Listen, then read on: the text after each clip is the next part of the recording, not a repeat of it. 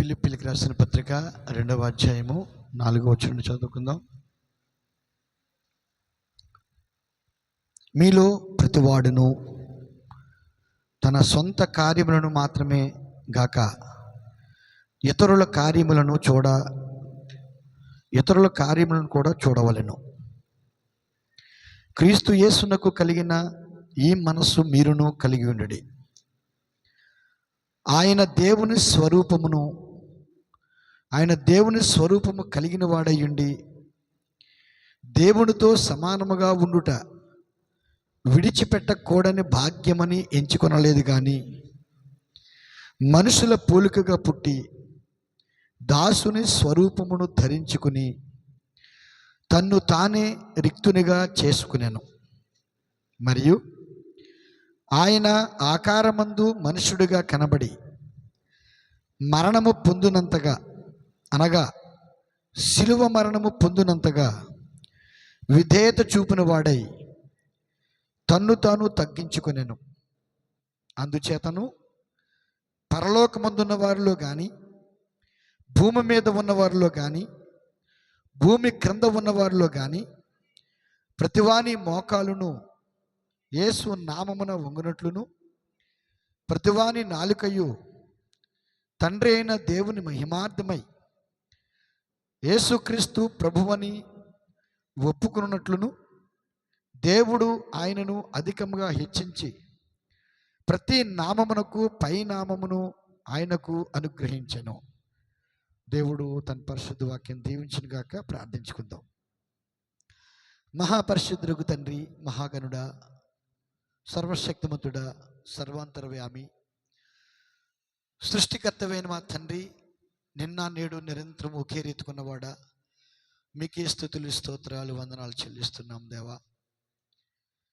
నీ అనంతమైన ప్రేమను బట్టి, అద్భుతమైన కృపను బట్టి మమ్మల్ని ఎంతగానో ప్రేమించి మా పట్ల ఎంతగానో కృప చూపి ప్రభా తండ్రి, మీ కనికరము ప్రభా మా పట్ల విస్తరింపచేసి మమ్మల్ని కాపాడుచు తండ్రి మరలా సజీవులుగా నీ సన్నిధికి తోడుకుని వచ్చినందుకు కొరకే మీకు స్తోత్రాలు చెల్లిస్తున్నాం. మా పట్ల మీరు చేస్తున్న మేలులు ఎన్నో ప్రభా ఆశ్చర్యకరమైన మేలులు, అద్భుతకరమైన మేలులు మా పట్ల చేస్తున్న దేవుడు తండ్రి. ఏమిచ్చి మీ రుణం మేము తీర్చగలం తండ్రి. మేము నిజానికి వట్టి ఊపిరి అయినాము దేవా, కానీ ఈ ఊపిరిని జీవింప చేయవాడు నీవే దేవా. నీ మహిమార్థమే నడిపించేవాడు నీవే తండ్రి. ఈ లోకంలో సాక్షులుగా మమ్మల్ని స్థిరపరచువాడు నీవే తండ్రి. నీ కుమారులుగా కుమార్తెలుగా ప్రభువా ప్రత్యక్షపరచువాడు నీవే తండ్రి. నా దేవా, మాలో ఎటువంటి గొప్పతనం లేదు, నీవు మాత్రమే గొప్పవాడవైనావు తండ్రి. మేము ఏమై ఉన్నామో ఈరోజు అది మేము కాదు, కానీ మేము ఏమై ఉన్నామో అది నీవైనావు తండ్రి. నీవు లేకపోతే మేము లేం ప్రభువా. మేము నీ ఉనికిలో జీవిస్తున్నాము తండ్రి, నీ కృపలో బ్రతుకుచున్నాము తండ్రి. మా ఊపిరి నీవైనావు దేవా. కనుక నాయన మీకే స్తోత్రాలు చెల్లిస్తున్నాం. కుడి వచ్చిన ప్రతి బిడ్డను దీవించండి, సాక్ష్యం చెప్పిన బిడ్డలను మీరు దీవించండి ప్రభు. అలాగనే వచ్చే నెలలో జరగబో మీటింగ్ సూస్లో ప్రార్థిస్తున్నాం, నీ కృప తోడుగుంచండి తండ్రి. అలాగే గత వారం కొంతమంది బలహీనంగా ఉన్నారు ప్రభు. ఓ తండ్రి, వారు ప్రకటన రాసి పెట్టారు తండ్రి, వారిని మీరు స్వస్థపరచండి దేవా, మీరు లేవనెత్తండి దేవా. నీకు అసాధ్యమైన కార్యం ఏది లేదు ప్రభు. నువ్వు సర్వశక్తిమంతులకు దేవుడవు దేవా. కేవలం నమ్మము, సమస్తము సాధ్యమే. కనుక ఎగ్గడ అచ్చారావు గారిని మీరు స్వస్థపరచండి, కాకాడ రమణమ్మ గారిని మీరు స్వస్థపరచండి దేవా. ఓ ప్రభు, నాని కుమారుడు ప్రభు మీరు స్వస్థపరచని నమ్ముతున్నాను తండ్రి. ప్రభువా, నీకు అసాధ్యమైన కార్యం లేదు ప్రభువా. ఇంకా మా మధ్య బలహీనలు ఉంటే ప్రభువా, ఓ వారు మీరు స్వస్థపరచండి దేవా.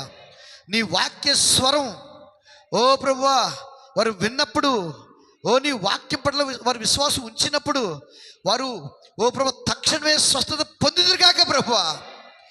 ఓ కుమారి, నీ విశ్వాసమే నిన్ను స్వస్థపరిచిందని ఆ వాక్యం మాలో నెరవేర్చబడును కాక ప్రభువా.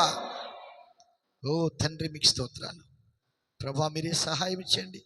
నీ గొప్ప కృప తోడుగుంచమని చదవడం లేఖన భాగానికి నీ ఆశీర్వాదము జోడించేసి నీ వాక్యం ద్వారా ప్రభు మాతో మాట్లాడేమని మహిమ ఘనత ప్రభు మీకు చెల్లించుకుంటూ యేసుక్రీస్తుకి నామములో ప్రార్థిస్తున్నాను తండ్రి, ఆమేన్. అందరూ కూర్చోండి. దేవుని ఘనమైన నామానికి మహిమ కలుగును గాక. దేవుని సన్నిధికి వచ్చేటని బట్టి ఎంతమంది సంతోషంగా దేవుని స్తోత్రం. అయితే ఒక మాట, ఒకవేళ దేవుని సన్నిధికి రావడానికి సంతోషంగా ఉన్నట్లయితే నువ్వు సమయానికి రాగలుగుతావు. సమయానికి నీవు దేవుని స్తోత్రం నీ సంతోషాన్ని నీ క్రియల ద్వారా వ్యక్తం చేస్తావు. ఏం చేస్తావు? నీవు నీ క్రియల ద్వారా వ్యక్తం చేస్తావు. క్రియలు లేని విశ్వాసం మృతము. ఏం చెప్పాడైనా? క్రియలు లేని విశ్వాసము మృతము. దేవుని స్తోత్రం. చూసారా? కాబట్టి బాహ్యమైన క్రియ కూడా దేవుడు లెక్కిస్తున్నాడు. అది బహిరంగపరచబడాలి. దేవుని స్తోత్రం కలుగును గాక. కాబట్టి కొద్ది నిమిషాలు దేవునికి వాక్యాన్ని జ్ఞాపం చేసుకుందాం ప్రియులారా. దేవుని వాక్యాన్ని జ్ఞాపం చేసుకుందాం. గత వారం మనం గుర్తింపు అనే వర్తమానంలో కొన్ని విషయాలు మనం మాట్లాడుకున్నాం. ఇది గుర్తించబడే కాలము అని చెప్పి, గుర్తించబడే కాలము, అధికారికమైన గుర్తింపు మనకు ఉండాలి. ఈ లోకంలో మనం జీవించినప్పుడు అధికారికమైన గుర్తింపు మనకు ఉండాలి. అంతేనండి. ఆ గుర్తింపు లేకపోతే బ్యాంకులకు వెళ్తే బ్యాంకులో గుర్తింపు లేకపోతే మనకి ఆ డబ్బులు మారవు. అంతేనండి.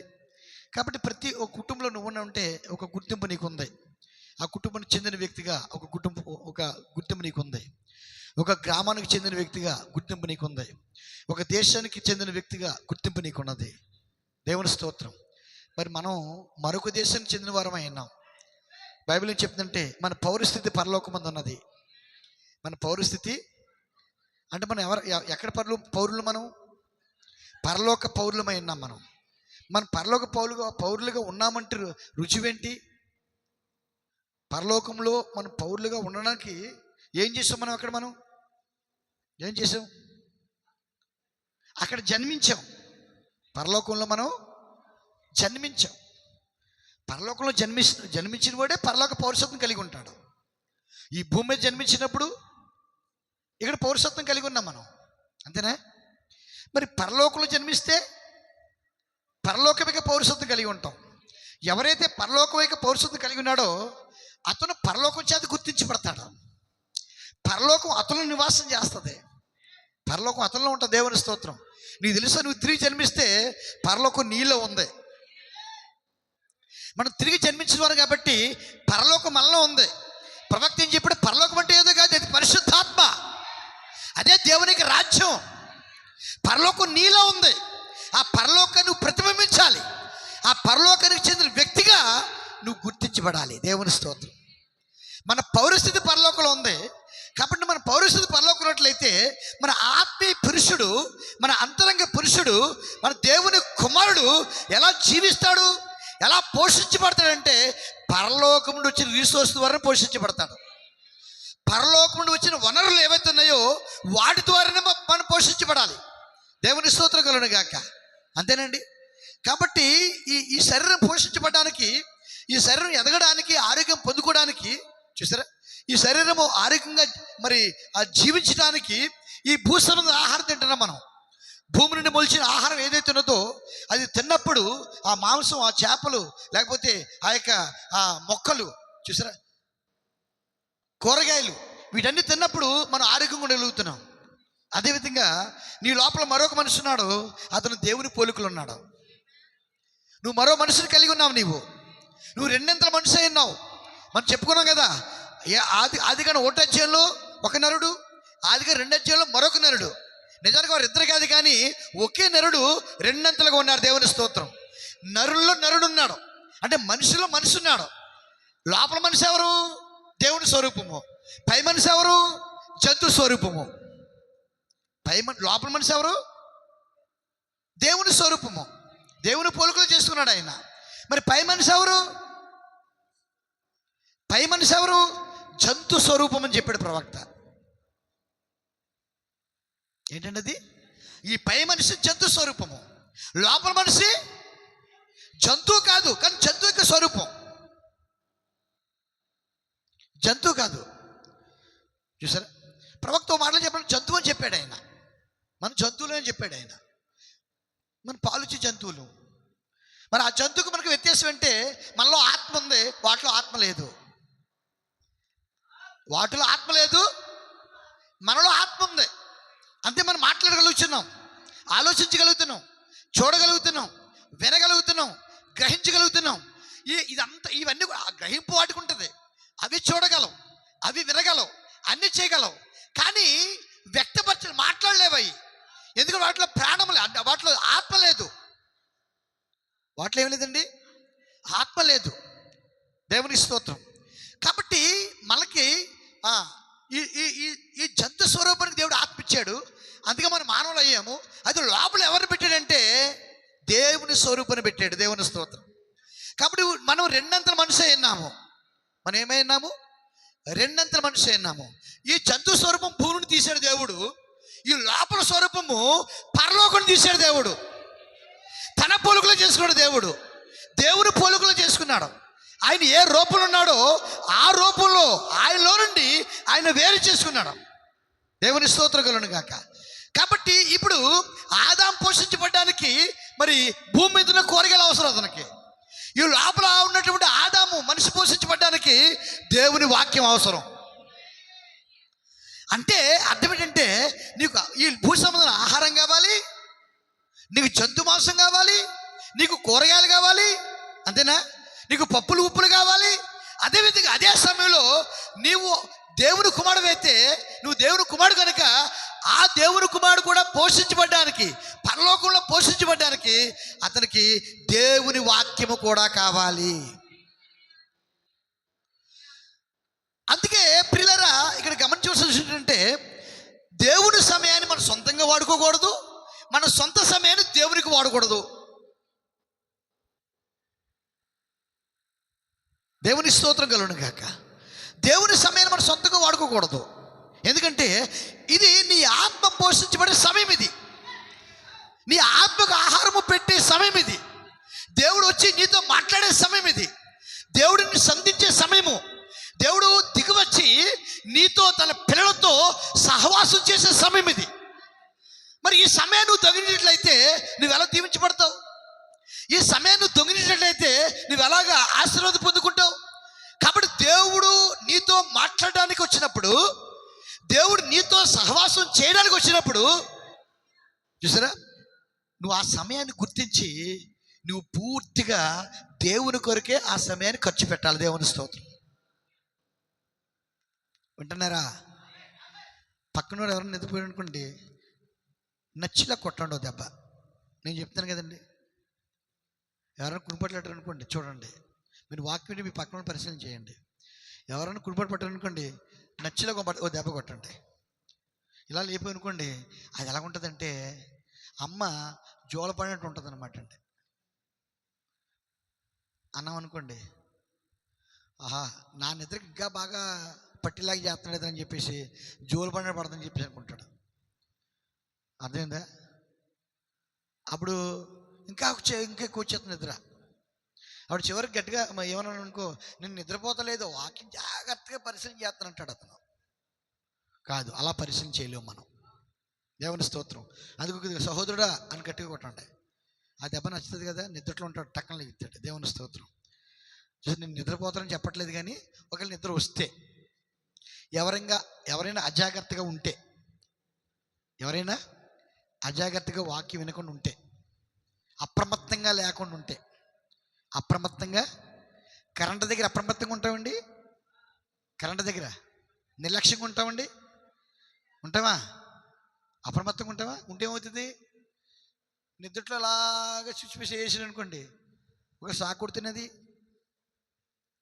ఎత్తాడు ఎవడన్నాను. ఇది కూడా కరెంటే. దేవుడు కూడా పరిశుద్ధాత్మ, అనంతమైన శక్తి, నిత్య శక్తి, ద ఎటర్నల్ పవర్. చంపేయగలదు, బ్రతికించగలదు. ఇది ఏం చేయగలదండి? నేను బ్రతికించాలని బ్రతికించేస్తుంది. నువ్వు అజాగ్రత్తగా ఉంటే. దేవుని స్తోత్రం. అందుకే ఈ కత్తికి రెండు పక్కల వాడు ఉంది. రెండు పక్కల ఏంటండి, వాడు సమయం మరి వేస్ట్ చేయొద్దు. దేవుని స్తోత్రం. కాబట్టి మన ఆత్మ నరుడు పోషించబడ్డానికి మన పౌరస్థితి పరలోకం ఉంది కాబట్టి అక్కడ నుండి ఆహారం రావాలి. మనకి ఆహారం అక్కడ నుండి రావాలి. అక్కడ నుండి ఆహారం రావాలంటే అది తాజాగా ఉండాలి. అది ఎలా ఉండాలి? తాజాగా ఉండాలి. దేవుని స్తోత్రం. అది తాజాగా ఉండాలి. 50 సంవత్సరాల క్రితమే దేవుడు తన ప్రవక్త ద్వారా వర్తమానం బోధించాడు. 50 సంవత్సరాల క్రితమే తన ప్రవక్త ద్వారా వర్తమానం బోధించాడు. ఆయన బోధించలేదా? బోధించాడా? 50 సంవత్సరాల క్రితమే ప్రవక్త ద్వారా దేవుడు వర్తమానం బోధించాడు, వాక్యాన్ని బోధించాడు. బైబిల్ అంతా తెరిచేశాడు. ఆయన 7 బుద్ధులు తెరబడ్డాయి. దేవుని స్తోత్రం. చూసారా, అది ఇంట్లో కూర్చొని చదువుకుంటానంటే చూసారా, అది గడియ వర్తమానం కాదు. అది గడియ వర్తమానం కాదు. అది ఇంట్లో ఉండి వింటారంటే ప్రార్థన మానేసి, అది గడియ వర్తమానం కాదు. దేవుని స్తోత్రం. చూసారా, కానీ ఆ వర్తమానాన్ని నీ కాలంలో, మన సమయంలో, ఈ సమయంలో పరిశుద్ధాత్మ తాజాగా దిగివచ్చి ఆ వాక్యాన్ని మనకు తాజాగా వివరిస్తున్నాడు. దేవుని స్తోత్రం. తాజాగా వివరిస్తున్నాడు అంటే తాజా వర్తమానం మనకు అవసరం. ఏంటండి అంటే పరిశుద్ధాత్మ ఈ గడికి మనతో మాట్లాడాలి. పరిశుద్ధాత్మ ఈ గడిలో మనతో మాట్లాడాలి. ఈ గడిలో అంటే అర్థం ఏంటి? ఇక్కడ చెప్తాను. ఇక్కడ ప్రవక్త అనగా ఎవరు? ప్రవక్త అనగా బ్రహ్మమా? ప్రవక్త అనగా ఇర్మియాయా? ప్రవక్త ఎవరు? ఇర్మియాయా? ప్రవక్త పౌలా? ప్రవక్త బ్రహ్మమా? ప్రవక్త ఏలియాయా? ప్రవక్త యోహానా? కాదు కాదు కాదు కాదు. దేవునికి స్తోత్రం. చూసారా, ప్రవక్త వారు కాదు. ప్రవక్త వారు కాదు. నిజానికి ప్రవక్త పరిశుద్ధాత్మ అయినాడు. ప్రవక్త ఎవరండి? పరిశుద్ధాత్మ. వాక్యాన్ని పలుకువాడు పరిశుద్ధాత్మ, వాక్యాన్ని మాట్లాడేవాడు పరిశుద్ధాత్మ, వాక్యాన్ని బయలుపరిచేవాడు పరిశుద్ధాత్మ. ఆ పరిశుద్ధాత్మ ఏలియా కాలంలో ఏలియాలోను మాట్లాడాడు కాబట్టి ఏలియా ప్రవక్త అయ్యాడు. ఆ పరిశుద్ధాత్మ మోషే కాలంలో మోషేలోను మాట్లాడాడు, మోషే ఆఖరికి ప్రవక్త అయ్యాడు. ఇర్మియా కాలంలో ఆ పరిశుద్ధాత్మ మోషేలోని మాట్లాడిన పరిశుద్ధాత్మయే, ఏలియాలోని మాట్లాడిన పరిశుద్ధాత్మయే ఆ ఇర్మియాలోని మాట్లాడాడు. ఆ ఇర్మియాలోని ఆఖరి వర్తమానం మాట్లాడాడు కాబట్టి ఇర్మియా ప్రవక్త అయ్యాడు. దేవునికి స్తోత్రం కలుగును గాక. యోహాను కాలంలో ఆ కాలమిక వర్తమానాన్ని యోహాను ద్వారా పరిశుద్ధాత్మ మాట్లాడాడు కాబట్టి యోహాను ప్రవక్త అయ్యాడు. అంటే యోహాను నిలబడ్డాడు దేవుని పక్షాన, పరిశుద్ధాత్మ వచ్చి మాట్లాడాడు. దేవుని స్తోత్రం. ఆ పరిశుద్ధాత్మ ఏలియాలో మాట్లాడాడు, ఆ పరిశుద్ధాత్మయే ఆ మోషేలను మాట్లాడాడు, ఆ పరిశుద్ధాత్మయే ఇర్మియాను మాట్లాడాడు. అదే పరిశుద్ధాత్మ యోహానులో ఉండి ఆ కాలమిక వాక్యాన్ని మాట్లాడుతున్నాడు. దేవుని స్తోత్రం. అర్థమైందండి? ఒకవేళ ఆ యోహాను కాలంలో చూసారా, యోహాను కాలంలో చూసారా, మరి ఆ మోషే వర్తమానం సరిపోద్ది అనుకున్నట్టయితే, ఆ మోషే ధర్మశాస్త్రం సరిపోద్ది అనుకున్నట్లయితే యేసుక్రీస్తు వచ్చి ఎందుకు చూసారా ఆ ధర్మశాస్త్రంలో ఉన్నటువంటి దేవుడిని చూపిస్తున్నాడు ఆయన? దేవుని స్తోత్రం. అంటే అర్థం ఏంటంటే ప్రతి కాలానికి నెరవేర్చబడవలసిన వాక్యం ఉంది.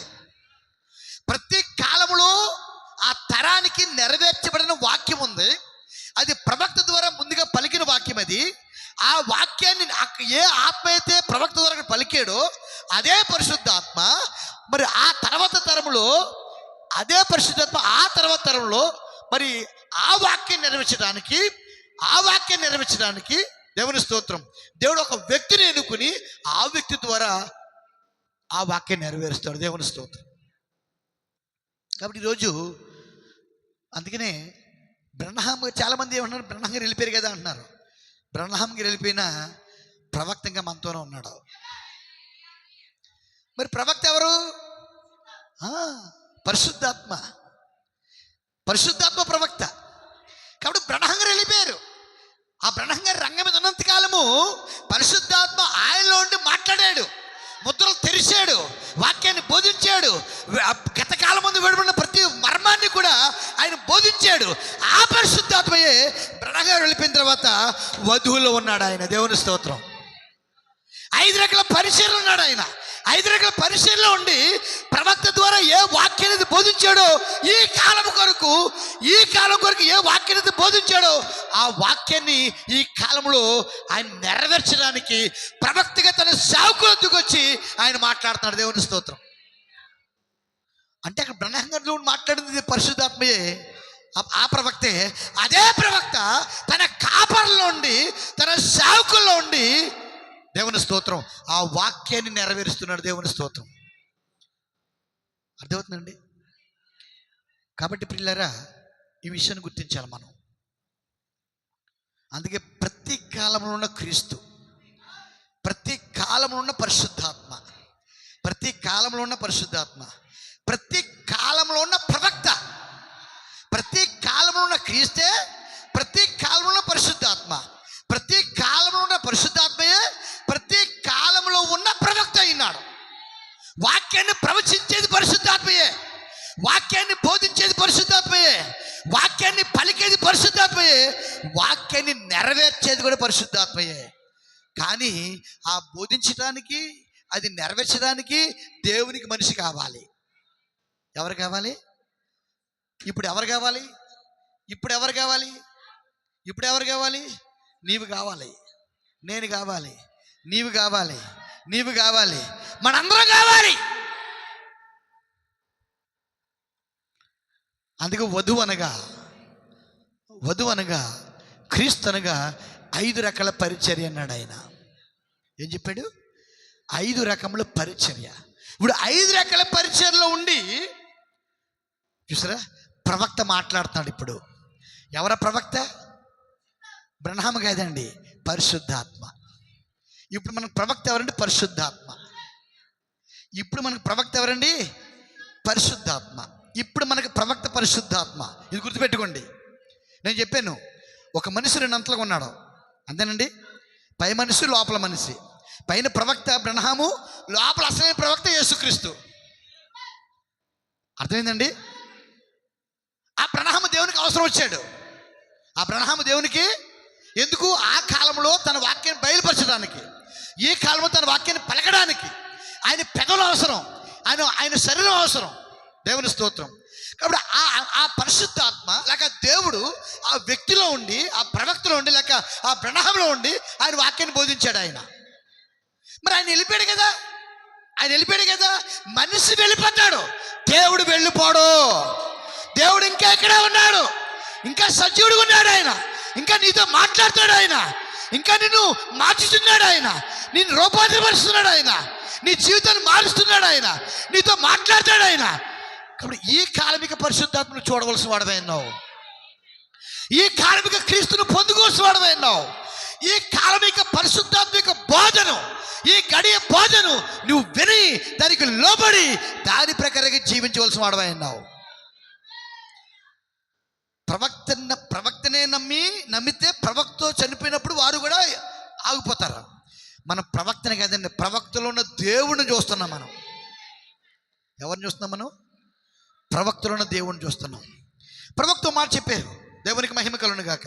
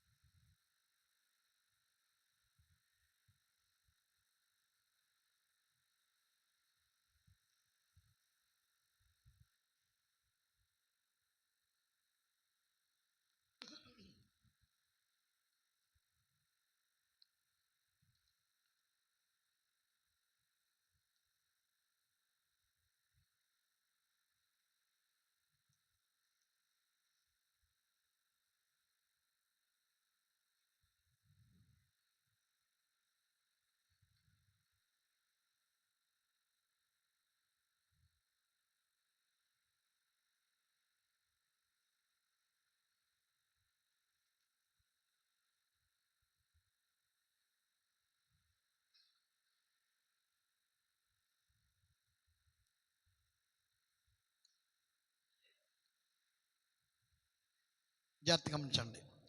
కాబట్టి బైబిల్లో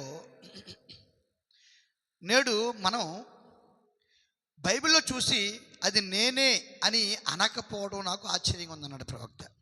దీనికంటే ఒక కథ ముందు చెప్పాడు, ఆ కథ చెప్తాను మీకు నేను.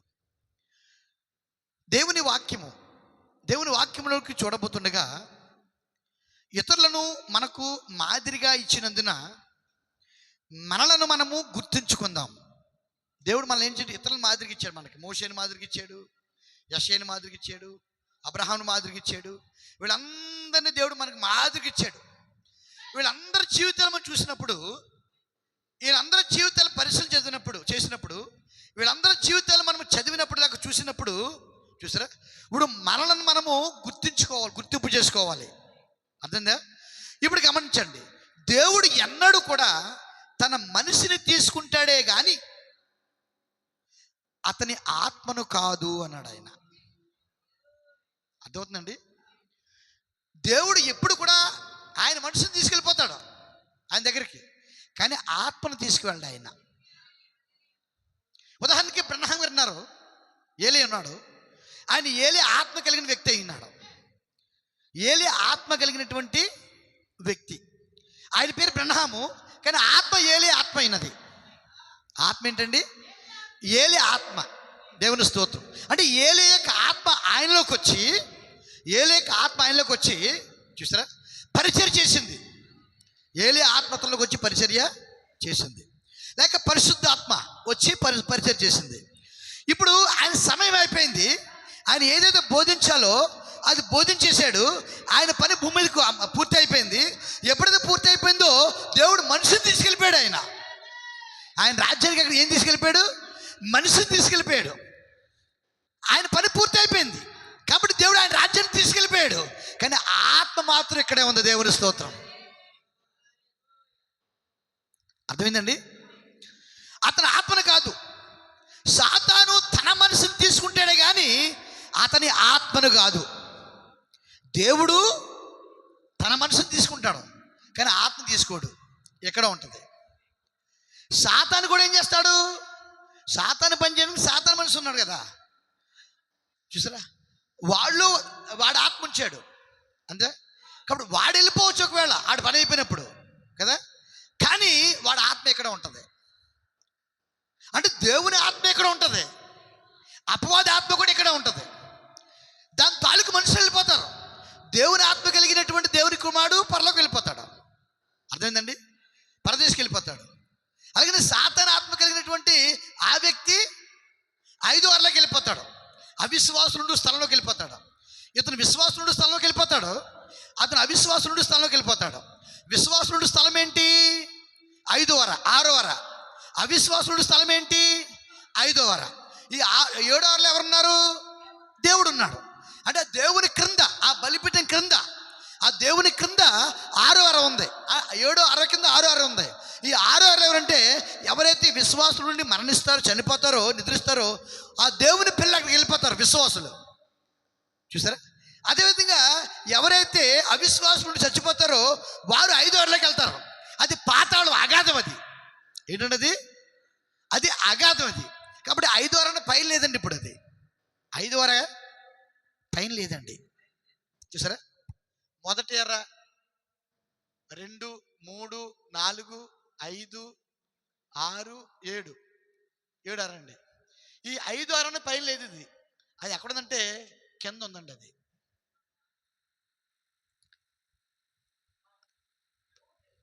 అది ఎక్కడుందండి? కింద ఉంది. అది పాతాళం. దానికి మట్టు లేదు, అడుగు లేదు. అడుగు లేదంటే అర్థం ఏంటి తెలుసండి? అడుగు లేదంటే అర్థం ఏంటంటే, అంటే మట్టు లేదంటే అర్థం ఏంటంటే దానికి, చూసారా, దానికి పునాది లేదని అర్థం. దానికి ఏం లేదండి? పునాది లేదు అని అర్థం. దేవుని స్తోత్రం. ఈరోజు మనం ఏ వర్తమానం అయితే నమ్మేమో ఆ వర్తమానానికి పునాది ఉందండి. వర్తమానానికి పునాది ఉందా? ఒక కట్టడం నిలబడాలంటే దానికి పునాది ఉండాలి. ఒక కట్టడం నిలబడాలంటే దానికి ఏముండాలండి? పునాది ఉండాలి. దేవుని స్తోత్రం. చూసారా? బైబిల్ ఏం చెప్తుంది? అపోస్తులు ప్రవక్తలు వేసిన పునాది మీద మీరు కట్టబడి ఉన్నారు. దేని మీద కట్టబడ్డా మనం?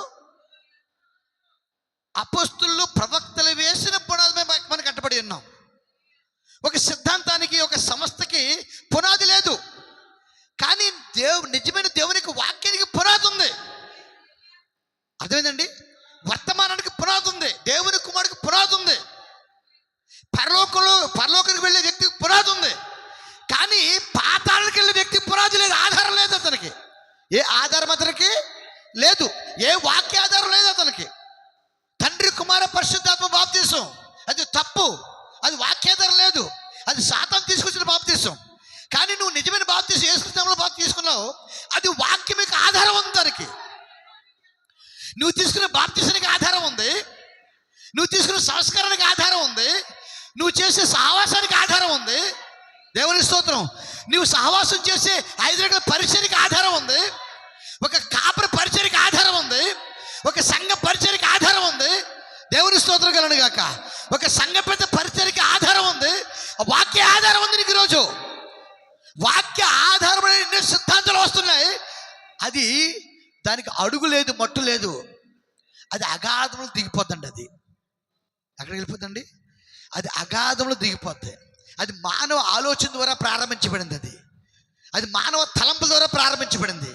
కానీ నువ్వు ఏది చేస్తావో అది వాక్యానికి ఆధారం ఉండాలి, ఆధారం లేకుండా జరగదు. దేవుని స్తోత్రం.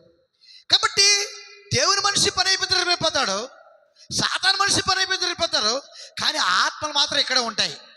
దేవుని స్తోత్రం కలుగుగాక. సాతాను తన మనిషిని తీసుకుంటాడే కానీ అతని ఆత్మను కాదు. దేవుడు ఆత్మను తీసుకోడు, మనిషి వెళ్ళిపోతాడు, మనిషిని తీసుకుంటాడు, ఆత్మను తీసుకోడు. సాతాను కూడా మనిషిని తీసుకుంటాడు, ఆత్మను తీసుకోడు. కాబట్టి ఇప్పుడున్న మన ప్రస్తుత పరిస్థితిని తీసుకుని బైబిల్లోని పాత్రలతో గుర్తించగలమేమో లేదో చూద్దాం.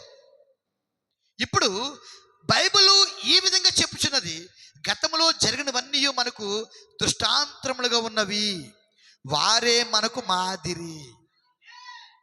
దేవునికి స్తోత్రం కలుగును గాక. ఆ వారే మనకు మాదిరి.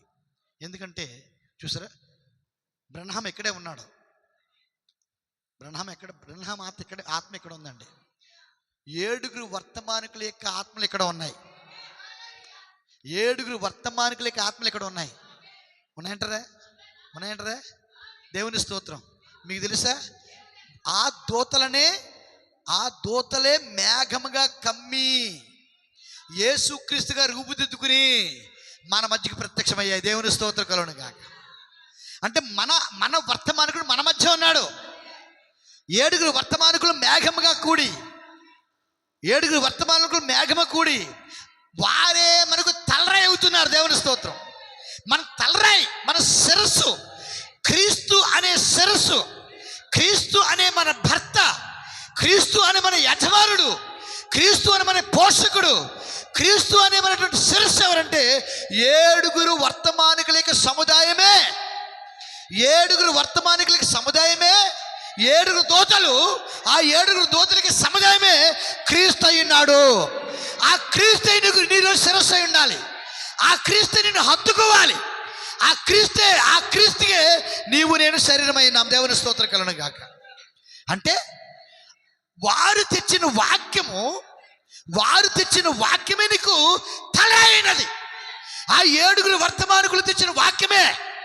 ఆ 7 వర్తమానికులు ఉరుములు ఊదారు, ఆ ఊదిన ఆ వాక్యమే, ఆ ఉరుములే, ఆ మీకు ముద్రలే, ఆ మర్మములే, ఆ వాక్యమే మనకు శిరస్సు అయినది. దేవుని స్తోత్రం. అదే క్రీస్తు అయినది. ఇప్పుడు ఆ క్రీస్తును హత్తుకున్నప్పుడు, ఆ క్రీస్తుతో ఏకమైనప్పుడు, ఆ శిరస్సుకు, ఆ క్రీస్తు శిరస్సుకు నీవు శరీరమై ఉన్నావు, నీవు భార్యమై ఉన్నావు. అప్పుడు ఏం జరుగుతుంది అండి?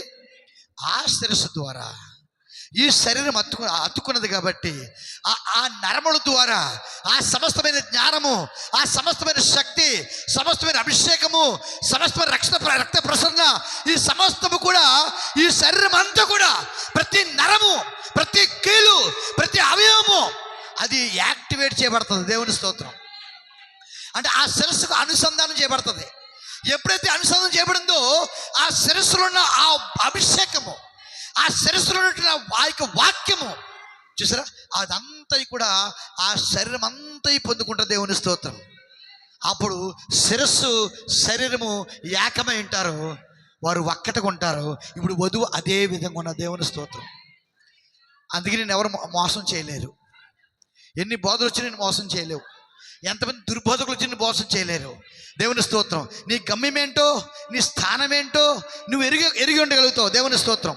నిన్ను ఎవరు మోసం చేయలేరు. నువ్వు దేవుని కుమారుడు కనుక, దేవుని చేత ఎన్నిక చేయబడిన దేవుని కుమారుడు కనుక నిన్ను ఎవరు కూడా మోసం చేయలేరు. దేవుని స్తోత్రం కలుగును గాక. ఇప్పుడు జాగ్రత్తగా గమనించండి. దేవునికి ఇష్టమైంది మాత్రమే ఆయన చేశాడు.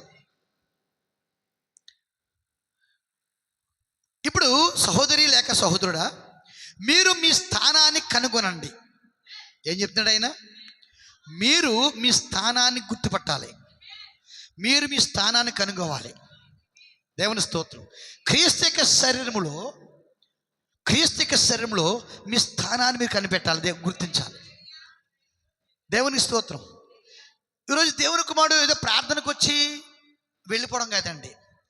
దిస్ ఇస్ నాట్ ఇది విజిటింగ్ ప్లేస్. ఇది సందర్శించే స్థలము కాదు. సందర్శించే స్థలం ఏంటంటే ఊరికి ఎలా చూడడానికి వచ్చి వెళ్ళిపోవటం. ఇది సందర్శించే స్థలం కాదు.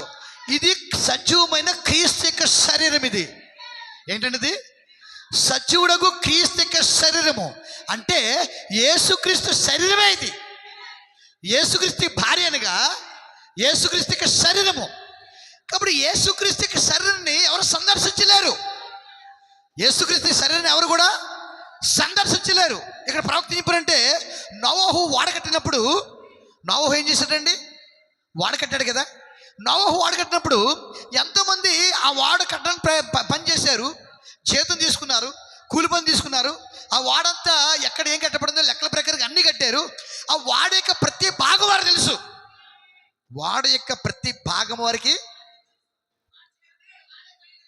వారే కట్టారు. కాబట్టి ఆ కొలతలు నోవహు చెప్పాడు, ఇది ఎలా కట్టాలి, ఇది ఎలా కట్టాలి, ఇది ఎలా కట్టాలి చెప్పినప్పుడు వారి చేతులు తీసుకుని, వారి కూలి తీసుకుని ఆ నోవహు వాడ 3 అంతస్తులు కరెక్ట్గా కట్టారు.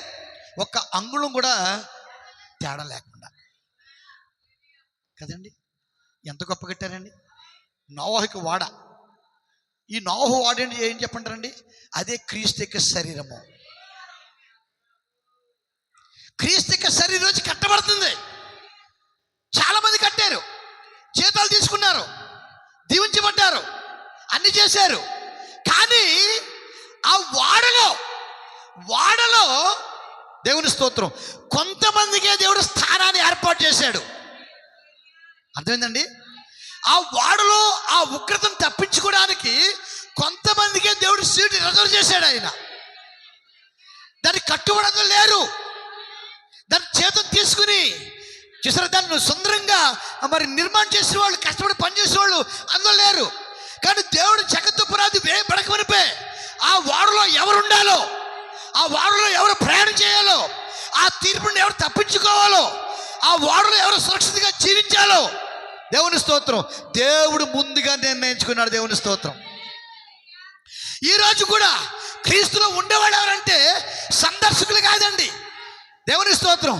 ఏదో ఆశీర్వాదం కొరకు వచ్చేవాడు కాదండి, ఏదో పెళ్లి కోసం వచ్చేవాడు కాదండి, ఏదో దీవెన కోసం వచ్చేవాడు కాదండి. క్రీస్తు శరీరంలో సభ్యులుగా ఉండాలి అంటే జగత్తు పునాది వేయబడకునిపే ఈ క్రీస్తు యొక్క శరీరంలో నీకు ఒక స్థానము దేవుడు ఇచ్చి ఉండాలి. దేవుని స్తోత్రం. నీకు ఒక స్థానం లేకపోతే నువ్వు ఇక్కడ ఉండలేవు. దేవుని స్తోత్రం కలుగును గాక. ఎంతమంది సందర్శిస్తారో, ఎంతమంది వస్తారో, వెళ్ళిపోతారో. అర్థమైందండి? ఆ వాడ కడుతున్నప్పుడు ఎంతమంది పని చేశారు, కొంతమంది మానేశారు, మళ్ళీ కొత్త వాళ్ళు పెట్టుకున్నాడు, మళ్ళీ వచ్చారు, మళ్ళీ పని చేశారు, మళ్ళీ వెళ్ళిపోయారు, ఇంకా పెట్టుకున్నాడు. ఎంతమంది వచ్చారు, ఎంతమంది పని చేశారు, ఎంతమంది జీతం తీసుకున్నారు, ఎంతమంది వెళ్ళిపోయారు అనేది కాదండి. నోవహుకు కావాల్సింది వాడ పూర్తి అవ్వాలంతే. వాడ పూర్తి చేసే బాధ్యత నోవహు పెట్టాడు దేవుడు. చూసారా, నోవహుకు ఆజ్ఞ ఇచ్చాడు దేవుడు. నోవహు నీవు మాత్రం వాడని కట్టంతే, నా లెక్కల ప్రకారం వాడని కట్టు. దేవుని స్తోత్రం. ఇక్కడ పరిశుద్ధాత్మ వాడని కట్టుచున్నాడు. పరిశుద్ధాత్మ నీ జీవితాలు కట్టుచున్నాడు. పరిశుద్ధాత్మ జీవితాలు కట్టుచున్నాడు. దేవుని స్తోత్రం. ఎవరు కడుతున్నాడంటే ఎవరు విధేయులుగా ఉన్నారో, ఎవరు ఆయనకి అప్పగించుకున్నారో, ఎవరు తమ మీద హక్కు మాకు లేదు, మా మీద హక్కు మా దేవునికే అని నమ్మారో వారిని దేవుడు తీసుకుని కడుతున్నాడు. దేవుని స్తోత్రం. తమ జీవితాలు దేవుడు తీసుకుని కడుతున్నాడు. వాడ కడుతున్నాడు. దేవుని స్తోత్రం. మీకు తెలుసా, ఆ కట్టబడే ఆ వాడ చెక్కలతో కట్టబడింది కదండి. చితిసారకపు మ్రాణుతో కట్టబడింది. అది ఎలా కట్టబడింది? చితిసారకపు మ్రాణుతో కట్టబడింది. ఆ చితిసారకపు మానవ ఎవరంటే మనమే. ఆ చెక్కలు ఎవరండి? మనమే. ఆ చెట్టుని నరికేసి అది బయటపడేసి ఎండకి బాగా ఆరేంత వరకు, అందులో నీరు ఉంటుంది కదండి, బెండు చెట్టు, అందులో కన్నాలు ఉంటాయి, అందుకని నీరు వెళ్ళిపోయి బరువు అయిపోతుంది.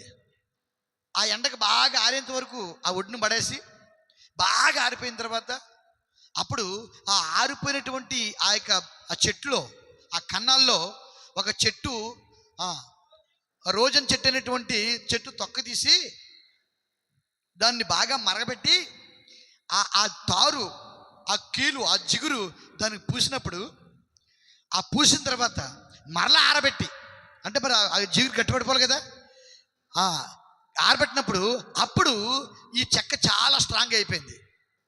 ఇలా తయారు చేసిన ప్రతి పార్ట్, వాడక ప్రతి పార్ట్ ఎవరు చేసిండ్రి? నీవు నేనే ఉన్నావు. దేవుడు వ్యక్తిగతంగా నిన్ను నన్ను తయారు చేస్తున్నాడు ఆయన. మరి ఆ పోయబడిన కీలేంటి? నీలోని నీరేంటి? లోకం. నీలోన్న నీరు లోకం. కాబట్టి అలాగే కడితే అది మునిగిపోద్ది. కాబట్టి దేవుడు ఏం చేయాలంటే ఆ ఎండ విస్తారంగా నీ మీద ప్రకాశింపజేసి, వాక్య విస్తారంగా నీ మీద ప్రకాశింపజేసి, శ్రమలు, శోధనలు, బలహీనతలు, దేవుని స్తోత్రం, వ్యతిరేకతలు, అవమానాలు, ఇవన్నీ నీ మీద దేవుడు ప్రకాశింపజేసి నీలో లోకానంతా ఆరిపోజేసి, లోకమంతా ఆరిపోవాలండి. ఏమైపోవాలండి? చాలామంది ప్రార్థనకు వస్తారు, లోకం మీద వేచి చేస్తాడు, దేవుడు మేము మరో చేస్తాడు. ఇతను ప్రార్థనకి వెళ్తాడు కానీ ఇతను ఒక దొంగ. ఇతను ప్రార్థనకి వెళ్తుంది కానీ ఏమి వ్యభిచారి. అవమానం ఎవరికండి? ఎవరికి? అదే మన జీవితం. అందుకే దేవుడు మనల్ని పిలిచాడు. అందుకే మనల్ని పిలిచాడు.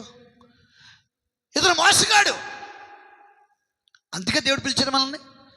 ఆయన అవమానపరచడం కోసం దేవుడు పిలిచాడా? కాదు కాదు కాదు. మనలో నీరంతా ఆరిపోవాలి. మనలో ఉన్నటువంటి లోకమంతా బయటికి వెళ్ళిపోవాలి, శుభ్రంగా ఆరిపోవాలి. అప్పుడు మనం పూర్తిగా ఎండిపోవాలి. లోకం వల్ల ఏముండకూడదు. అప్పుడు ఏం చేస్తారంటే ఒక చెట్టుని తీసుకుని ఆ తొక్క తీసి దాన్ని ఒక కుండలో వేసి నీళ్లు వేసి కింద బాగా మంట పెట్టి అది జిగురు వచ్చేంత వరకు అది మరగబెట్టి అప్పుడు ఆ జిగురుని తీసి అప్పుడు ఆ ద్రావకాన్ని తీసి ఆ ఆరిపోయిన చెట్టు యొక్క ఆ చెట్టులో అది పోసినప్పుడు ఆ గ్యాపుల్లోకి, ఆ ఖాళీల్లోకి ఆ జిగురు వెళ్ళినప్పుడు అది కొంతసేపటికి అది అలా తాసిపోయి బిగిసిపోయి అప్పుడు ఆ చెట్టుని లేదా ఆ చెక్కను మహాబలంగా తయారు చేస్తున్నాడు. అది ఏంటో తెలుసండి, యేసుక్రీస్తులోని దేవుడు తన పరిశుద్ధాత్మను తీసి ఆయన శ్రమల ద్వారా, సిలువ ద్వారా ఆయన ఎంతో శ్రమ పెట్టి దేవుడు సిలువ వేయించి చూసారా, ఆయన చంపేసి ఆయనలో రక్తాన్ని తీసి ఆ రక్తంలో జీవాన్ని తీసి ఆ పరిశుద్ధాత్మను తీసి దేవుడు మనలో పోస్తున్నాడు. దేవుని స్తోత్రం. అందులో పూర్తిగా ఆరలేదనుకోండి నీరు, ఈ జిగురు పూర్తిగా వెళ్తుంది అందులోకి. ఈ జిగురిని గట్టిపడినదా నీరు జిగురిని గట్టిపడినవదు. ఈ జిగురు వెళ్ళి గట్టిపడాలంటే అది పూర్తిగా నీరంతా ఎండిపోవాలి, అది పూర్తిగా తేలిక అయిపోవాలి, అందులో ఏ చెమ్మ ఉండకూడదు. అంతేనండి. అప్పుడు ఈ జిగురు లోపలికి వెళ్ళి ఆ యొక్క చెక్కని బాగా గట్టిపరుస్తుంది. ఎప్పుడైతే గట్టిపరిచిందో అప్పుడు మీకు తెలుసా, ఆ బెండు చెట్టు, నీటి మీద వేసి తేలిపోయే చెట్టు చూసి, నీరు పీల్చుకునే చెట్టు ఎంత స్ట్రాంగ్ అయిపోద్దంటే ఈ లోకంలో ఎటువంటి చెక్క కంటే కూడా బలమైన చెక్క, గట్టిగా చెక్క కంటే కూడా మహా స్ట్రాంగ్ అయిపోద్ది అది. ఈ లోకంలో నువ్వు అనామకుడివే, కానీ దేవుడు నిన్ను తీసుకుని చూసారా, లోకంతో దేవుడు పక్క తీసేసి ఆయన ఆత్మతో నేను నింపినప్పుడు ఈ లోకంలో ఎవరికంటే కూడా నువ్వు బలవంతుడు అయినావు, ఎవరికంటే కూడా శక్తివంతుడు అయినావు, ఎవరికంటే కూడా దేనికి లోపడి భయపడవు నీవు. శత్రుకు మేషకులు అబద్ధకులు భయపడ్డదా? దానియేలు భయపడ్డా? ఇర్మియా భయపడ్డా? యెషయా భయపడ్డా? దానియేలు సింహాల బోన్లో వేసాడు, భయపడ్డా? ఇర్మియా బొండలో బిగించేశారు, భయపడ్డా? ప్రాణాన్ని ఇచ్చేశారు, కానీ వాడు వెనకాడలే. దేవుని స్తోత్రం కలను కాక. అలాగే ఎందుకు తయారయ్యారు వాళ్ళు? దేవుడు తన ఆత్మతో నింపేశాడు వాళ్ళని. ఆయన ఆత్మతో ఎప్పుడైతే నింపేశారో వారు ఎంతో పరంగా తయారైపోయారు. రాజానికి భయపడలేదు, మరణానికి భయపడలేదు, సింహాలకు భయపడలేదు. దేవుని స్తోత్రం కలను కాక. దేనికి భయపడలేదు. వాళ్ళు తమ ప్రాణాన్ని తృణప్రాయించుకున్నారు. దేవుని స్తోత్రం. ఈరోజు మనం కూడా అలా తయారవ్వాలండి. నిస్థానం నువ్వు కనుక్కోవాలి. ప్రతి చెక్క అక్కడికి వెళ్ళి కొలుచుకుంటున్నాడు. ఆ కొలుచుకుని వచ్చి ఇక్కడ ఆ చెక్కను తయారు చేస్తున్నాడు, తీసుకుని అందులో పెడుతున్నాడు. చూసారా? మళ్ళీ తర్వాత కొలుచుకుంటున్నాడు, మళ్ళీ ఇక్కడ తయారు చేసిన చెక్కని ఆ కొలత ప్రకారంగా తీసుకుని అందులో పెడుతున్నాడు. మళ్ళీ అక్కడ కొలుచుకుంటాడు, ఏం కావాలో కొలుచుకుని ఇక్కడికి వస్తున్నాడు, ఆ చెక్కను తయారు చేస్తున్నాడు, ఆ కొలత ప్రకారంగా తీసుకుని అందులో పెడుతున్నాడు. అలాగా ఆ నోహు వాడ 3 అంతస్తులు కట్టబడింది. 3 అంతస్తులు. చూసారా? దేవుని స్తోత్రం కలుగును గాక. అయితే ఆ వాడలో ఎవరుండాలో దేవుడే నిర్ణయించాడు. మరి అందరికీ చెప్పలేదు, అందరిని ఆహ్వానించలేదు. ఆయన అందరిని ఆహ్వానించాడు, ప్రవక్త ద్వారా అందరిని ఆహ్వానించాడు. కొంతమంది చేసినట్టు ప్రవక్త చెప్పినంటే అది వాడ పూర్తి అయిపోయిన తర్వాత కూడా కొంతమంది సందర్శకులు, అంటే మనకి పోర్ట్లోకి వాడ వస్తే ఎలాగే వెళ్ళి చూసి వస్తుంటారు. పోర్ట్లోకి వాడ వచ్చిందని కాకినాడ పోర్ట్లోకి వాళ్ళు అనుమతిస్తారు, ఎవరైనా వచ్చి చూడవచ్చు, ఇన్ని రోజులు ఇక్కడ ఉంటుందని చెప్తారు వాళ్ళు. దానికి టికెట్ అయితే పెడతాం మొత్తానికి. వాళ్ళు మనం తెలిసినప్పుడు వెళ్ళి ఆ టికెట్ తీసుకుని వెళ్ళి ఆ వాడ ఎలాగో చూసి వచ్చేస్తాం. మనం ఆ చూసి వచ్చిన వాళ్ళు మన శాశ్వతమా, లేదా ఆ వాళ్ళలో ఉన్నవాళ్ళు శాశ్వతం? దానికి మన సందర్శకులు అంతే, కానీ వాళ్ళు ఉద్యోగం చేసి ఉంటారు, వాళ్ళు ఉంటారు, వాళ్ళే శాశ్వతం. వాళ్ళు వాడు ఎక్కడికి వెళ్తే అక్కడికి వెళ్తారు, వాళ్ళు వాడలో ఉండి ప్రయాణం చేస్తారు వాళ్ళు, అంతేనండి. వాడలో ఉన్న అన్ని సౌకర్యాలు అనుభవిస్తారు వాళ్ళు. వాడలో అన్ని సౌకర్యాలు ఉంటాయండి. దేవుని స్తోత్రం. మా అల్లుడు వాడలో పనిచేస్తాడండి. చూసారా? ఆ వాడ 12, 22 అంతస్తులు ఉంటుందంటండి. వాడ 26 అంతస్తులు, 24 అంతస్తులు. ఇంతవరకు 23 అంతస్తులు ఉందంట. ఇప్పుడు కొత్తగా వాడ తయారు చేస్తానంట, అది 24 అంతస్తులు ఉంటుందంట.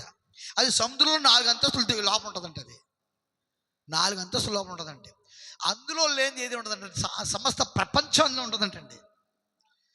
ఏది కావలసిన సరే నీకు, అది ఆహారం విషయంలో కానీ, ఎంజాయ్ చేయడం విషయంలో కానీ, ఏది కావలసిన సరే అందులో ఉంటుందంటండి.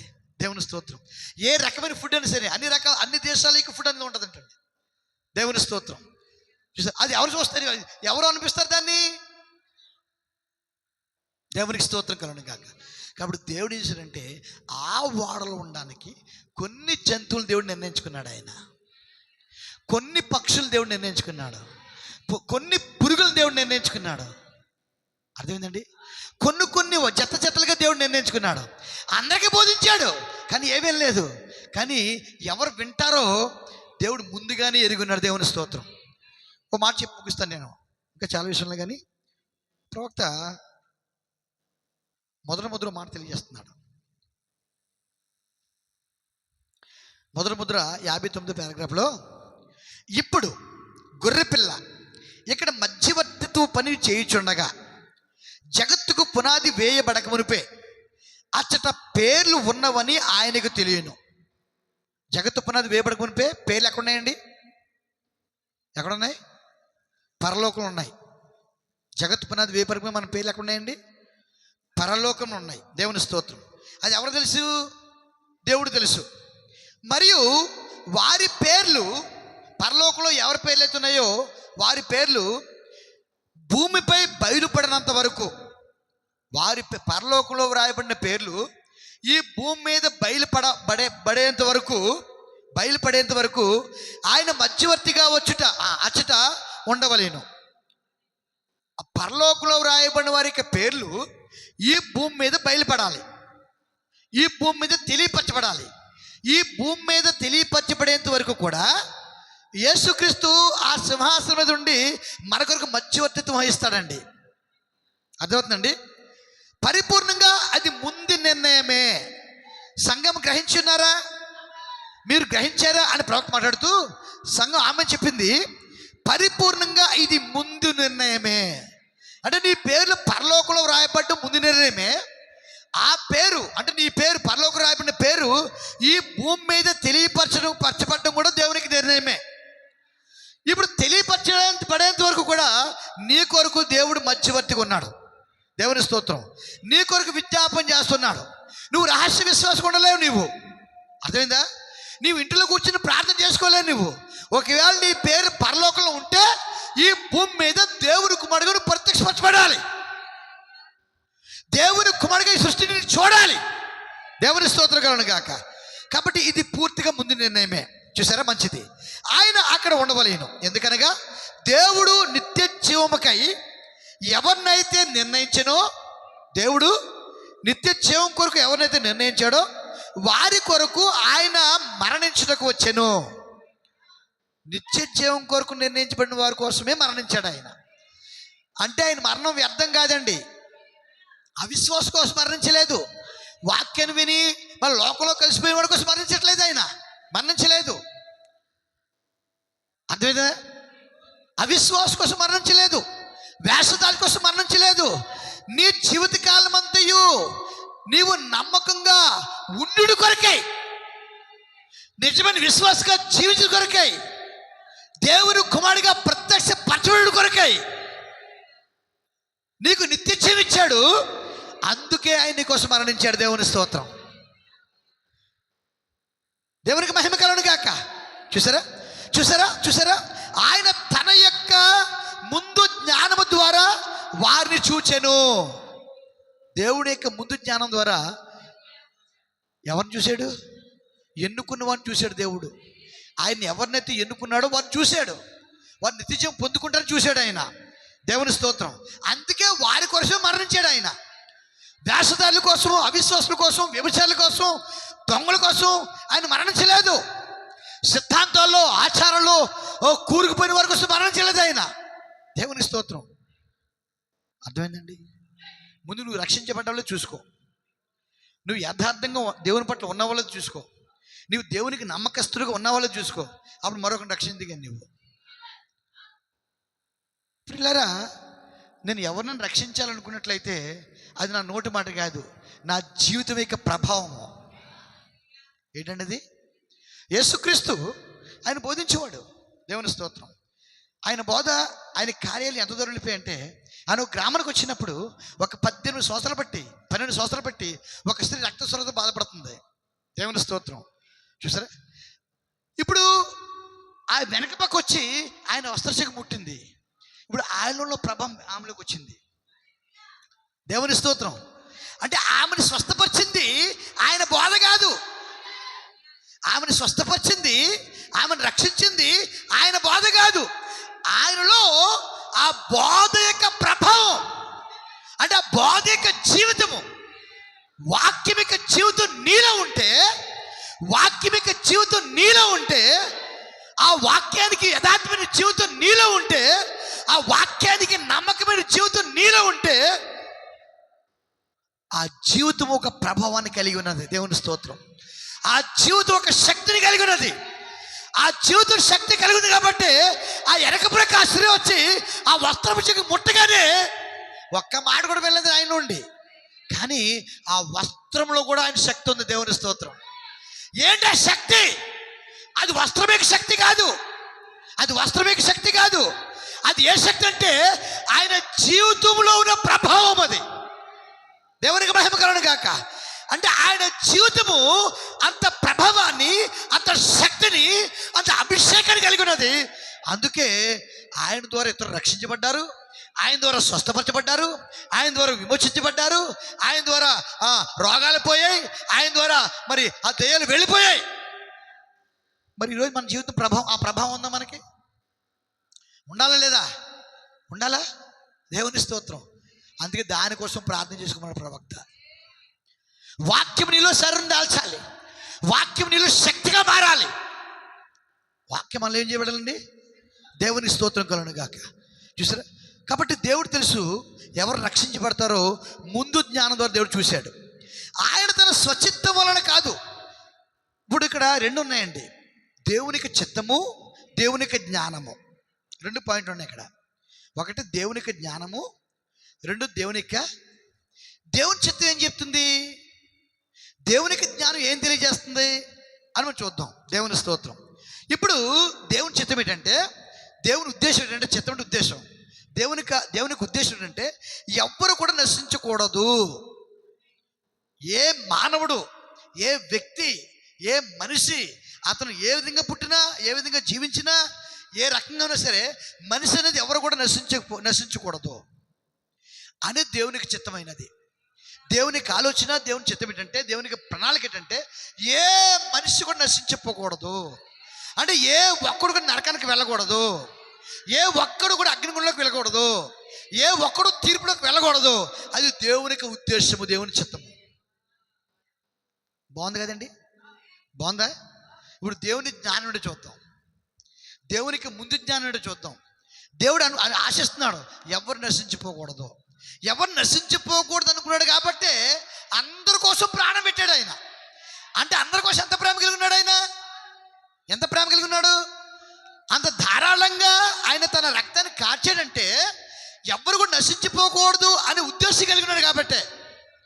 కానీ అదే దేవునికి ముందు జ్ఞానం ఉంది. ఫోర్ నాలెడ్జ్ అంటారు ఇంగ్లీష్లో. దాన్ని ఏమంటారండి? Four knowledge. ముందు జ్ఞానం ఉంది ఆయనకి. ఆయన ముందు చిత్తం ఉన్నట్లుగానే చిత్తం ఏంటంటే ఎవరు నశించిపోకూడదు, ఎవరిని పోగొట్టకూడదు నేను అనుకున్నాడు ఆయన.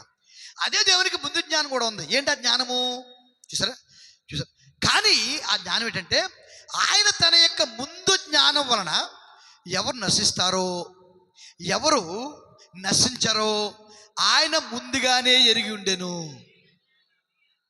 చూసారా? ఆయన ఉద్దేశం ఏంటి? ఆయనకి మంచి మనసు ఏంటి? ఎవరు నశించకూడదు అని. కానీ ఆయన ముందుగా తెలిసిందేంటి? ఆయన జ్ఞానం ఏంటి? ఆయన జ్ఞానం ఏం చెప్తుంది? ఆయన జ్ఞానానికి ఏం తెలుసు? ఎవరు నశిస్తారో, ఎవరు నశించరో దేవుడు ముందుగా తెలుసు. దేవుని చిత్తం వేరు, దేవుని జ్ఞానం వేరు. దేవుని చిత్తం వేరు. నేను అనుకుంటాను అందరూ ప్రార్థన రావాలనుకుంటాను. నేను ఈ గ్రామంతా కూడా దేవుడిని నమ్ముకోవాలనుకుంటాను. నేను మంచి ఉద్దేశమే కదండి. ఈ గ్రామంతా కూడా యేసుక్రీస్తునామములో బాప్తిస్మం పొందుకోవాలని ఆశపడుతున్నాను. నేను ఈ గ్రామంతా కూడా ప్రతి యవనస్తుడు, ప్రతి వృద్ధుడు, ప్రతి స్త్రీ, ప్రతి పురుషుడు ఈ వర్తమానం నమ్మి దేవుని సన్నిధికి వచ్చి దేవుని వాక్యాన్ని విని వారు ఎన్నడూ నశించిపోకుండా పరలోకం వెళ్ళాలని నేను ఆశపడుతున్నాను. అది నా యొక్క ఆలోచన, నా ఆశ. దేవుడు కూడా అలాగే అనుకున్నాడు. కానీ దేవుడు అనంతుడు కాబట్టి ఆయన ముందు జ్ఞానం తెలుసు. ముందుగా ఎవరు నశిస్తారో, ఎవరు నశించరో దేవుడు ముందుగా తెలుసు. దేవుని స్తోత్రం. అంటే అందరూ రక్షించాలని ఉద్దేశం కలిగి ఉన్నా అందరూ దేవుడి మాటలకి ఎంతరా? నా పాయింట్ మీకు అర్థమైందండి? అందరూ దేవుడిని నమ్ముకోవాలని ఆశ ఉంటుంది. మనకు ఆశ ఉంది. మరి అందరూ దేవుడిని నమ్ముకుంటారా? ఒకడేమో ప్రశ్నలు వేస్తాడు, ఒకడేమో హేతువాదం చేస్తాడు, ఒకడు ఇంకో చేస్తాడు, ఒకడు ఇంకోటి చేస్తాడు. దేవుని స్తోత్రం. కానీ దేవుడి ఉద్దేశం ఏంటి? అందరూ దేవుడిని నమ్ముకోవాలా. చూసారా? కానీ నమ్ముకోవాలనుకున్న దాంట్లోనే వారిలోనే హేతువాదులు ఉన్నారు, వారిలోనే అవిశ్వాసులు ఉన్నారు, వారిలోనే వేషాలు ఉన్నారు, వారిలోనే దేవుడు అంటే ఇష్టం లేని వారు ఉన్నారు, వారిలోనే లోకాన్ని ప్రేమించేవారు ఉన్నారు. వీళ్ళు కూడా నమ్ముకోవాలి దేవుడి ఉద్దేశమే. వారు నమ్ముకోరే, వారు వినరే, వాక్యాన్ని లోబడరే. మరి దేవుడు ఏం చేయగలుగుతాడు? ఆయన ఏం చేయగలుగుతాడు? ఆయన దేవుని ఉద్దేశం ఏంటి? నా మాట విని నన్ను పంపిన వాడెందు విశ్వాసం ఉంచువాడే నిత్య జీవం గలవాడని చెప్పాడు ఆయన. అది షరతు. ఆయన ఉద్దేశం అంటే అందరూ వినాలనుకుంటున్నాడు ఆయన, కానీ వినట్లేదు. అందరూ నమ్మాలనుకుంటున్నాడు ఆయన, నమ్మట్లేదు. అందుకని దేవుడు ముందుకు తెలుసు ఎవరు నమ్మరో, ఎవరు నమ్ముతారో, ఎవరు నశిస్తారో, ఎవరు రక్షించబడతారో దేవునికి ముందుకు తెలుసు. అదే దేవునికి జ్ఞానమైనది. దేవునికి జ్ఞానము అదే. అందుకని నశించేవాడిని మనం రక్షించలేము. నశించడం కోసం నిర్ణయించబడిన వాడిని రక్షించలేము. అర్థమైందండి? రక్షించబడిన వారిని నిర్ణయించిన వాడిని దేవుడు పోగొట్టుకోలేడు. ప్రవక్త అన్నాడు, దేవుడు ఎన్నడూ కూడా ఆయన ఒక్క వ్యక్తిని కూడా పోగొట్టుకోలేదంటండి. ఆయన దేవుడు ఎన్నడూ కూడా తన ఒక్క వ్యక్తిని కూడా పోగొట్టుకోలేదంటండి. ఆయన దేవుడు ఎవరినైతే దేవుడు ఎన్నుకున్నాడో ఆ ఒక్క వ్యక్తిని కూడా కోల్పోలేదట. మనం అనుకోవచ్చు, ఏంటి ఈయన ఎలా చేస్తాడు, అని ఎలా చేస్తాడు, ఇది ఎలా చేస్తాడు. దేవుని స్తోత్రం. మనం రక్షించలేము, మనం పోగొట్టుకోలేము. దేవుని స్తోత్రం కలుగును గాక. నీవు దేవుని కుమారుడైతే చూసారా, దేవుడు నిన్ను పోగొట్టుకోలేడు. దేవునికి స్తోత్రం కలుగును గాక. చూసారా, అందువల్లనే భూమిపై వెల్లడి కానీ ఒక్క పేరు ఉన్నా కానీ ఆ పేరు గల వారిని గూర్చి జాగ్రత్త వహించుటకు క్రీస్తు మధ్యవర్తిగా అక్కడ ఉండవలసి ఉన్నాడు. దేవుని స్తోత్రం కలుగును గాక. అందుకే ప్రవక్త అంటే ఆ క్రీస్తు శరంలో మీ స్థానం కనుగొనండి. మిమ్మల్ని బాధ పెట్టడం నాకు ఇష్టం లేదు. ఒక క్రైస్తవుడుగా నీవు నీ స్థానాన్ని కనుగొనుము. ఒక క్రైస్తవుడుగా నీవు నీ స్థానాన్ని సందర్శనగా ఉండవద్దు. నువ్వు క్రైస్తవుడుగా ఉండు. You are not visitor. నువ్వు విజిటర్ కాదు, నువ్వు సందర్శించేవాడు కాదు, నువ్వు క్రైస్తవుడివి. దేవుని స్తోత్రం కలుగును గాక. చూసారా, కాబట్టి నీవు క్రైస్తవుని స్థానాన్ని కనుగొనుము. సిద్ధాంతం ఏం చెప్పిందో కాదు సుమా, నశించే ఈ మందు పాత్ర మేతకు అది ఉన్నది. సిద్ధాంతం కానీ, ఆచారం కానీ, లోకము కానీ, లోకంలో పాపం కానీ, ఆ పాపాన్ని ప్రేమించేవారు కానీ దేనికి ఆహారంగా కాబోతున్నారు వాళ్ళు? మందు పాత్రకు ఆహారం కాబోతున్నారు వాళ్ళు. అణుబాంబులతో నశించిపోతున్నారు వాళ్ళు. దేవుని స్తోత్రం. ప్రతి సిద్ధాంతం అలాగే వెళ్ళిపోద్ది, ప్రతి ఆచారం అలాగే వెళ్ళిపోద్ది. చూసారా, కాబట్టి పిల్లరా చూడండి, క్రైస్తవునిగా నీవు నీ స్థానాన్ని కనుగొనుము. ఎందుకంటే క్రీస్తు స్వభావంగా నీ స్వభావం మలచబడింది. నీ స్వభావం ఎలా మలచబడింది? క్రీస్తు స్వభావంగా నీ స్వభావం మలచబడింది. ఆయన అంటే సొంత జీవము. ఆయన తన సొంత జీవాన్ని కలిగినట్టే నీవు కూడా ఆ సొంత జీవాన్ని, అంటే దేవునికి సొంత జీవాన్ని కలిగి ఉన్నావు. మరి స్త్రీ తన వెంట్రుకలను కత్తిరించుకొనకూడదని బైబిల్ చెప్తుంటే నీవెలా దాన్ని చేయగలవు? పురుషుడే ఇంటిని పరిపాలించువాడని బైబిల్ చెప్తుంటే స్త్రీలు ఎలా ఉండగలరు? నా మాట వింటే ఉందండి. ఇంటిని ఎవరు పరిపాలన చేయాలండి? ఎవరు చేయాలండి? ఇంటిని నడపవలసింది ఎవరండి? ఇంటిని పోషించవలసింది ఎవరండి? ఇంటికి ఆధిపత్యం ఎవరు చేయాలండి? ఇంటి మీద పెత్తనం ఎవరు చేయాలండి? మరి స్త్రీలు ఏం చేస్తున్నారు? అటువంటి పురుషులు ఏమన్నాడు ప్రవక్త? నువ్వు ఆడ కాదు, మగ కాదు అన్నాడు ఆయన. అటువంటి పురుషులు ఏమన్నాడు ఆయన? నువ్వు ఆడ కాదు, మగ కాదు అన్నాడు ఆయన కదా. పురుషుడు పెత్తనం తీసుకోవాలి, పురుషుడు బాధ్యత తీసుకోవాలి. దేవునికి స్తోత్రం కలుగును గాక. అర్థమైందండి? అది వాక్యం. దేవునికి మహిమ కలుగును గాక. చూసారా, ఇక్కడ నా మాట కాదు, బైబిల్ చదువుతుంది చూడండి. స్త్రీ తన తల వెంట్రుకలు కత్తిరించకూడదని బైబిల్ చెప్తుంటే నువ్వు ఎలా దాన్ని చేయగలవు? పురుషుడే ఇంటిని పరిపాలించేవాడని బైబిల్ చెప్తుంటే స్త్రీలు ఎలా ఉండగలరు? దేవుని కుమారులైన పురుషులకు మీతో ఉన్న సమస్య ఏంటంటే, వీళ్ళు దేవుని కుమారులే కానీ వారితో సమస్య ఏంటంటే, చూసారా, చూడండి, మీరు మీ స్థానాన్ని కనుగొనలేదు.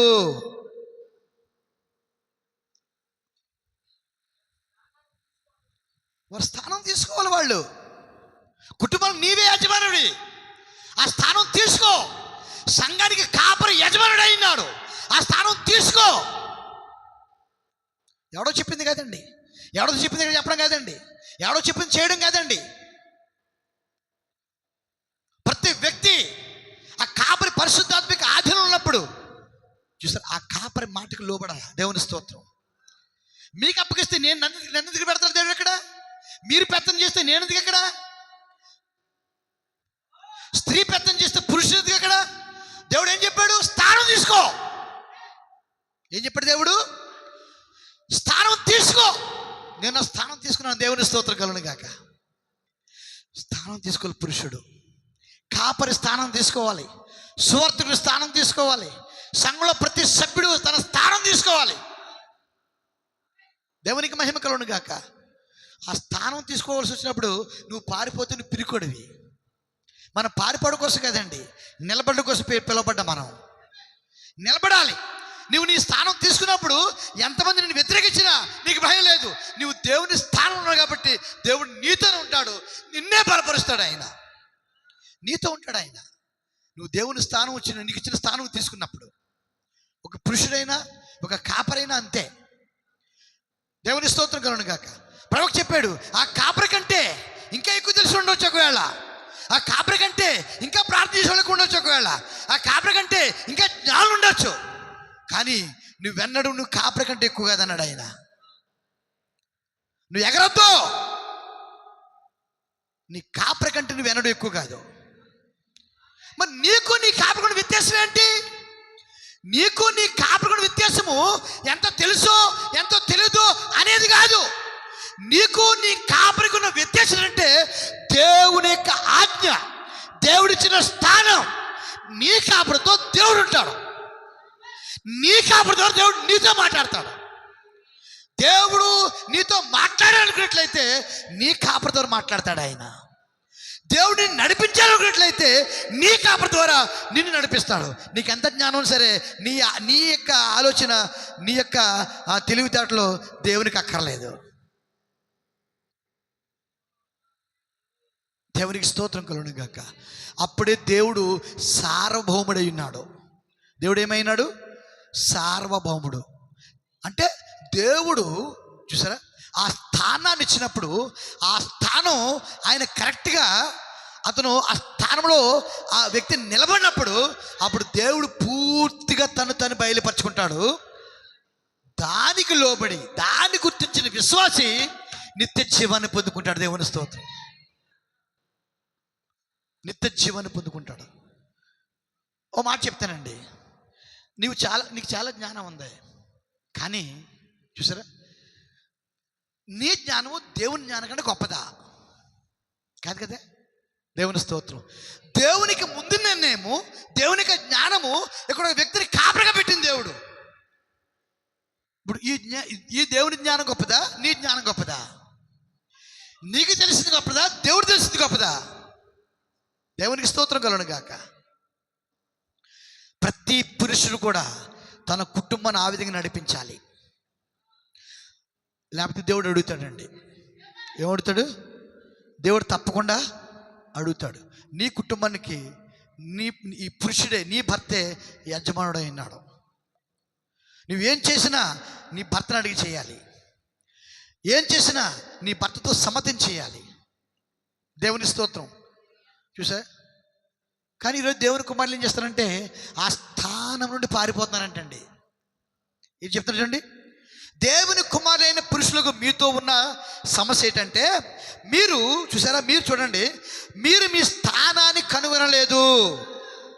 నీ కుటుంబంలో నీకున్న స్థానం ఏంటి కనుగొనలేదు. నిట్రాట కరెక్ట్ లేకపోతే ఈ పంచరాటలు ఏం చేస్తాయి? నిట్రాట కరెక్ట్గా ఉండాలి, తన స్థానం తీసుకోవాలి. అతను కరెక్ట్, ఆ నిట్రాట కరెక్ట్ నిలబడినప్పుడే ఆ చుట్టూ ఉన్న రాటలు నిలబడగలుగుతాయి. ఒకవేళ రాటలు ఒరిగిపోయినా సరే దీన్ని బట్టి అవి ఆ నిలబడిపోద్ది. దేవుని స్తోత్రం కలుగును గాక. ప్రతి పురుషుడు తన కుటుంబంలో తన స్థానాన్ని తీసుకోవాలి. అర్థమైందండి? చూసారా, గమనించండి. మీరు వచ్చి ఆయన స్వభావాన్ని తీసుకున్నట్టుకు ఆహ్వానించబడ్డారు. నీవు నీయందు ఆయన స్వభావాన్ని కలిగి ఉంటే ఆయన మనసులాగే నిన్ను కూడా మలుస్తుంది. ఆయన ఏమేమి చేయాలని తండ్రి నిర్ణయించును వాటిని ఎల్లప్పుడూ చేసేది ఆయన మనస్సు అయినది. దేవుని స్తోత్రం. అయితే ఆ పురుషుడు కానీ ఆ వ్యక్తి కానీ ఆ స్థానం తీసుకోవాలంటే అతను క్రీస్తు యొక్క మనసు కలిగి ఉండాలి. దేవుని స్తోత్రం. ఏం కలిగి ఉండాలండి? క్రీస్తు యొక్క మనసు కలిగి ఉండాలి. దేవుని స్తోత్రం కలుగును గాక. కాబట్టి తప్పకుండా దేవుని అంటే మనము చూసారా ఆ యొక్క గుణ లక్షణాన్ని కలిగి ఉండాలి. ఇంకా మనకు వచ్చే వరకు దాన్ని కొనసాగించుకుందాం. అర్థమైందండి? స్థానము, క్రీస్తులో మనకి ఇచ్చిన స్థానం. ఆ వాడలో దేవుడు ఈ అన్నమండుకి స్థానం ఇచ్చాడు. అక్కడ ఎంతమంది కట్టారు, ఎంతమంది దాన్ని శృంగారించారు, దాన్ని పూత పూసారు, దాన్ని మేకలేసారు, వేసారు లేదా? ఎంతమంది దాన్ని బాగా పూర్తి చేశారు. వీళ్ళందరూ కూడా వాడ గురించి మాకు తెలుసు, దాని ప్రతి అంగుళం మనకు తెలుసు, ప్రతి మూల మాకు తెలుసు అన్నారు. కానీ ఆ వాడలోకి వెళ్ళలేకపోయారు. వారు రక్షించబడలేకపోయారు. ఆ తీర్పును వారు రక్షించబడలేకపోయారు. కానీ నోవహు కుటుంబం మాత్రమే ఆ వాడలో ఆ తీర్పును తప్పించుకోగలిగింది. దేవుని స్తోత్రం కలగడం కాక. అర్థమైందండి? కాబట్టి ఈరోజు కూడా అంతే, వచ్చి వెళ్ళిపోయేవాళ్ళు కాదండి. ఇప్పుడు కూడాను చూసారా, నీ స్థానం ఇక్కడ ఉంది. క్రీస్తు శరీరంలో స్థానం ఉంది. స్థానిక సంఘములో బాడీ ఆఫ్ క్రైస్ట్ స్థానిక సంఘంలో నీ స్థానం ఉంది. నీ స్థానం నువ్వు కనుగొలినంత వరకు కూడా చూసారా, నువ్వు అయోమయంలో ఉన్నట్టు లెక్క. దేవుని స్తోత్రం కలుగును గాక. మరి ఆ స్థానం కనుక్కోవాలంటే నువ్వు క్రీస్తు మనసు కలిగి ఉండాలి. ఏం కలిగి ఉండాలి? నీవు క్రీస్తు మనసు కలిగి ఉండాలంటే నిన్ను నీవు పరిత్యజించుకొని, నిన్ను నువ్వు విసర్జించుకుని, పూర్తిగా నిన్ను నువ్వు దేవుని సమర్పించుకోవాలి. ఎప్పుడైతే దేవుని సమర్పించుకున్నావో ఆ పరిశుద్ధాత్మ నీలోకి వచ్చి, నీలో ఉన్న గుణలక్షణం బయట తీసుకొచ్చి నీ స్థానం నిన్ను పెట్టి చూసారా, నిన్ను మరి ఆ స్థానంలో స్థిరపరుస్తుంది. దేవుని స్తోత్రం కలుగును గాక. అదే మన గుర్తింపు అయినది. క్రీస్తుతో మనకున్న గుర్తింపు అదే అయినది. ఒకవేళ ఆ గుర్తింపు లేకుండా చూసారండి, ఆ గుర్తింపు లేకుండా ఉన్నట్లయితే నువ్వు మారవు.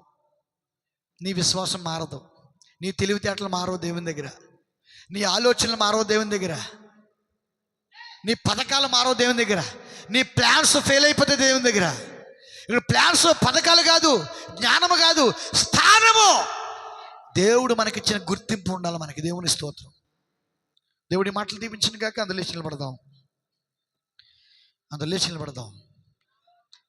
లేచి నిలబడి